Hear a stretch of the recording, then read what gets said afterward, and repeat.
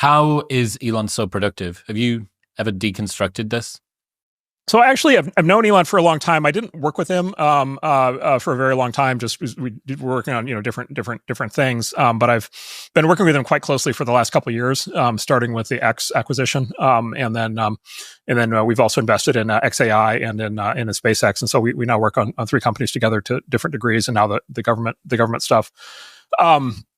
Yeah, I mean, there's basically he has an operating method that he's developed that I would say is very unusual by modern standards. I'm not aware of another current CEO who operates the way that he does, and I think probably the single biggest kind of question in all of business right now is why don't more CEOs operate the way that he does? And it's a complicated question we could talk about. But if you go back in history, you find characters more like him. And so especially like the industrialists of the late 1800s, early 1900s, people like Henry Ford or Andrew Carnegie or Thomas Watson, who built IBM. If you go back and read the biographies of people like that, Andrew Mellon, those guys, Cornelius Vanderbilt, like those guys ran very similar to the way that Elon runs things. And it's just this like the top line thing is just this incredible devotion from the leader of the company to fully, deeply understand what the company does and to be, completely knowledgeable about every aspect of it and to be in the trenches and talking directly to the people who do the work, deeply understanding the issues and, being the lead problem solver in the organization. And basically what Elon does is he shows up every week at each of his companies. He identifies the biggest problem that the company's having that week and he fixes it. Right. And then he does that every week for 52 weeks in a row. And then each of his companies has solved the 52 biggest problems that year, like in that year. And, most other large companies are still having the planning meeting for the pre-planning meeting, for the board meeting, for the presentation, for the with the compliance review and the legal review. And like, so he's just like, it's this level of both like incredible intellectual capability coupled with incredible force of personality, moral authority, execution capability, focus on fundamentals. That is just like really amazing to watch. And then, by the way, the side effect of it is he attracts many of the best people in the world to work with him. Because if you work with Elon, like the expectations are through the roof in terms of your level of performance, and he is going to know who you are, and he is going to know what you've done, and he's going to know what you've done this week, and he's going to know if you're underperforming, and he may fire you in the meeting if you're not carrying your weight. But if you are as committed to the company as he is and working hard and capable, many people who have worked for him say that they had the best experience of their lives when they were working for him. And so then there's this attraction thing, and that's why I think his companies compound the way they do is because of this, they just keep bringing. They're a black hole that sucks in the best talent. If you're the best in the world, you want to work harder than anybody else, come here. That's right. And people look at this from the outside and they're like, how can people tolerate, all the criticisms, how can they tolerate this guy and da-da-da-da-da. And inside the company, people are like, finally, I get to work for somebody who's. Yeah, somebody gets it. Somebody. There's a famous line. Somebody used to work in one of the other aerospace companies and went to work at SpaceX and said he was asked what it was like, and he said it's like being dropped into a shocking zone of competence. Right? It's exactly your point. Like everybody around me is like so absolutely competent, and look, most of us never have that experience. Most people are never in an organization where like the bar is held that high. And as a consequence, the competence level is so high and stays so high and even rises over time. And again, to his massive credit, he has been able to do that repeatedly. So detail-oriented, focusing on everything from A to Z in terms of the business, sort of intimately familiar with it, and prepared to get his hands dirty from I will get in there and actually look at solving the problem myself. So is that, that suggests to me, although this can't be the case because you couldn't run this many companies if you were doing it this way, there may be some challenges in learning when to delegate, when to hand off tasks, because in order to get that level of resolution, to be able to see things with that much finitude, you also need to spend a lot of time on it. And then if you're solving the problems, how do you choose the problems that are yours to solve and the problems that aren't, so on and so forth. So that must be a challenge, delineating between what is my problem to solve and what is somebody else's. Yeah, so I would say most leaders, like most CEOs we work with, have exactly that problem for exactly the reasons you described. I think the Elon method is a little bit different, and I don't know if you'd agree with this, but the way I think about it is he actually delegates almost everything. Like he's not involved in most of the things that his companies are doing. He's involved in the thing that is the biggest problem right now until that thing is fixed. And then he doesn't have to be involved in it anymore. And then he can go focus on the next thing that's the biggest problem for that company right now. So like, for example, in manufacturing, there's this concept of the bottleneck, right? And so in any manufacturing chain, there's always some bottleneck. There's always something that is keeping the manufacturing line from running the way that it's supposed to. And sometimes the bottleneck is at the beginning of the process. It's like we can't get enough raw material. Sometimes the bottleneck is at the end of the process.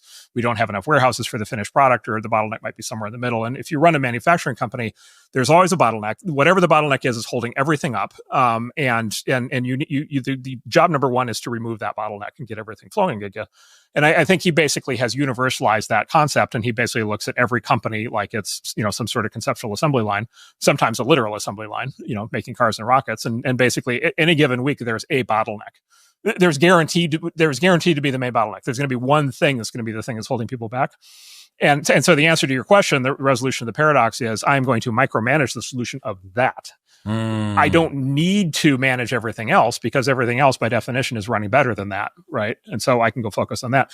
The other part of it that is so compelling, and this is where I think a lot of especially non-technical CEOs would really struggle to implement the method, is he really, when he identifies the bottleneck, he goes and he talks to the line engineers who understand the technical nature of the bottleneck.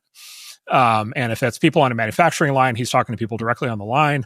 Or if that's people in a software development group, he's talking to the people actually writing the code, right? So he's not asking the VP of engineering to ask the director of engineering, to ask the manager, to ask the individual contributor to write a report for, that's to be reviewed in 3 weeks. He doesn't do that. He would throw them all out of the window. There's just no way he would do that. What he does is he goes and personally finds the engineer who actually has the knowledge about the thing. And then he sits in the room with that engineer and fixes the problem with them.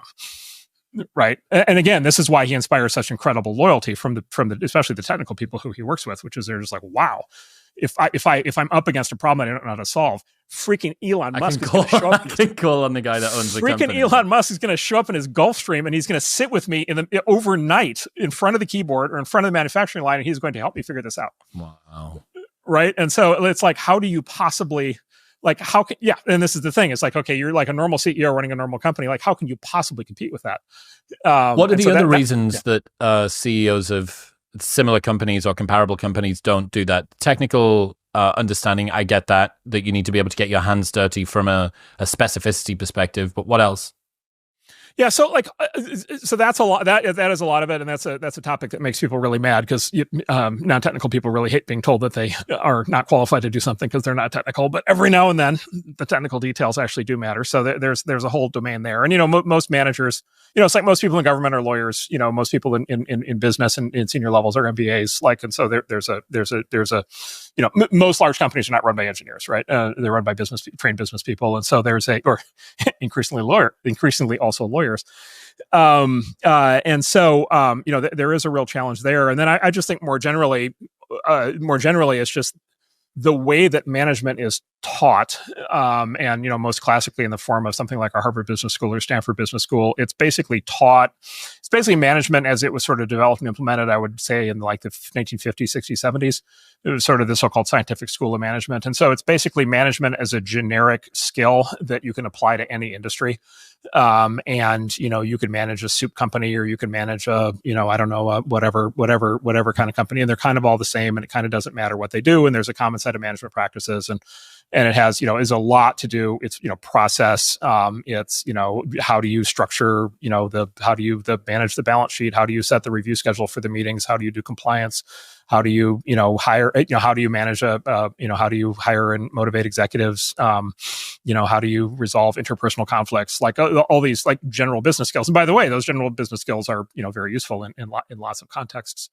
It's just that training doesn't give you any of the that training gives you none of what you need to go do what Elon does. And then Elon I would say he pushes it as far as he can, and not doing all the stuff that you're classically trained to do, so that he can spend all of his time doing the things that only he can do, which it turns out has this incredible, catalytic multiplicative effect where his companies are, so just incredibly amazing. Elon just said this thing at the most recent Tesla event that blew my mind, because his companies are famous. They don't actually have marketing departments. Like Tesla doesn't spend any money on sales and marketing. Like they don't sell the cars. Like every other car company in the world is like running all these ad campaigns all the time, TV commercials and the, newspaper flyers and the quarterly, sales events and like all this crazy stuff and promotions, all these things. Like Tesla doesn't do any of that. It's just like it's the best car and you just like show up and buy it or not. It's up to you. You're a moron if you don't, right? Like it's a very straightforward thing. My dad went to go and test drive a Model S maybe a couple of years ago. And he's sort of an old school car guy, and he's used to the sort of banter back and forth, the forecourt, the discussion. They say, please sit down. Would you like a coffee? Would you like, what is that? And he said that he walked in and it felt like he got into an Apple store and there was some, as he called it, teenager in a hoodie that came out. And my dad started to do the whole like classic boomer parent negotiation thing. And this guy was like, the price is the price. And I don't have any fucking coffee for you. So he left feeling like this is the new world. And now he has a Range Rover. So, yeah. Well, that's the thing. It's like, do you want the best car in the world or not? Right. Like that's Elon's mentality. Right. And it's working very well. And then he, at this event, he took it to the next level. And this broke my brain. And I'm still thinking about it. He said, if you think about it, he said the best product in the world shouldn't even need a logo.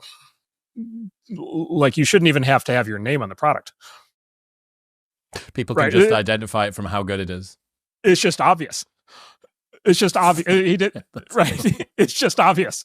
Everybody knows because it's the best product in the world. Everybody has it. Everybody uses it. And like, of course, you don't need to put the name on it. Everybody knows, right? And so and for a minute, I was like, all right, is this like a Zen, thing that I think about? and then I was like, no, he's actually, as usual with Elon, it's like, no, he's actually serious. The best product in the world would not need your name on it. Yeah.